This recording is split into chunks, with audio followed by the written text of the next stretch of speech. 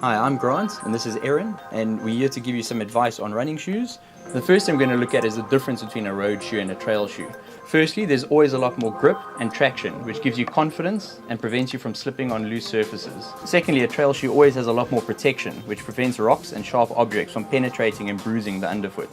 Thirdly, your trail shoe is a lot more rugged, which will make it last a lot longer and give it a lot more life on tough, hard terrain. The next thing we're going to look at is the difference between your hard ground and soft ground trail shoes. Your soft ground trail shoes have very, very big, prominent lugs, big space between them. We don't have mud getting caught in there. They're great for grass and slippery, muddy terrain. Then we have a shoe like the Sense Pro over here with very close, fine lugs, much better on your hard, compact surfaces, will last a lot longer. And those are your two main differences between hard ground and soft ground trail shoes.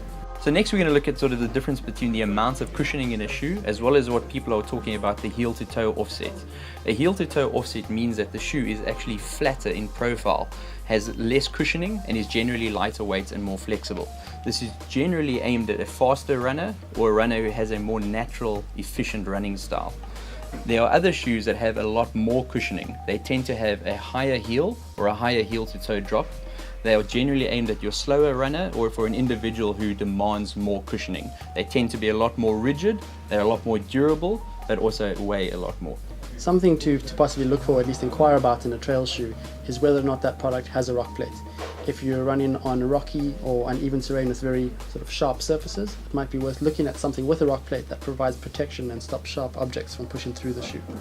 One of the most important parts of fitting a pair of trail shoes is the fit and comfort. It's a really sort of individual thing. It's going to change between each person. You generally want to go slightly bigger than you would in your day-to-day shoe to allow your foot to swell. The further you run, the hotter the temperatures, the more swelling we get of the foot. We want to allow that foot to be able to swell within the shoe without restricting it and stopping that blood flow to the toes. Generally that would be a half to a size up depending on the individual. We look for about a thumbnail width up front.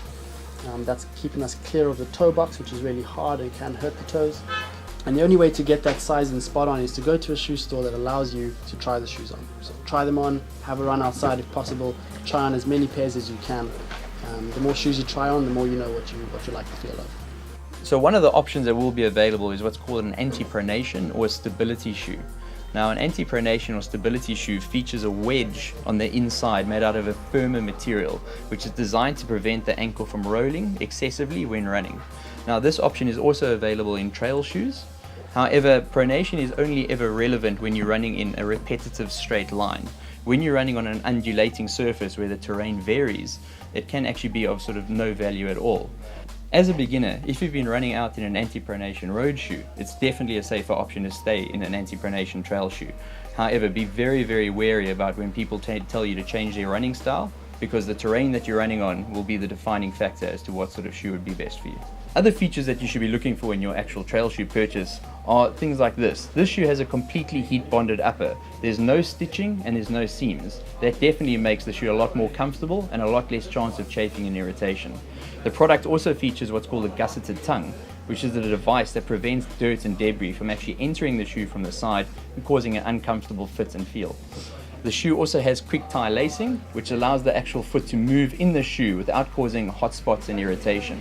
Many trail shoes also have an enhanced or enlarged toe bumper, which actually prevents you from kicking dirt, debris and rocks and actually protects the toe and the upper. So one of the questions we get really often is, do I need a trail shoe if I'm only starting out with trail running? It's something that I think is really important. Your trail shoe is going to protect the foot. It's going to provide traction and give you a lot of confidence in technical trail. Trail running exposes you to some pretty dangerous terrain, and sometimes not having that grip could be dangerous. So it's definitely worth looking at a good trail shoe. A good trail shoe is going to provide that grip. Your entry-level trail shoes don't tend to have all the features of your top-end ones, so it is worth spending a bit of money and getting the right shoe. Okay guys, there's a huge amount of factors that you would take into consideration when buying your first pair of trail running shoes. We hope that some of the information we've given you today has given you a little bit of help in buying your first pair. Just remember, go into a specialist store, try on as many as you can, and don't be scared to ask lots of questions. This is definitely going to be the most important part of your trail running experience. I hope you enjoy the trails.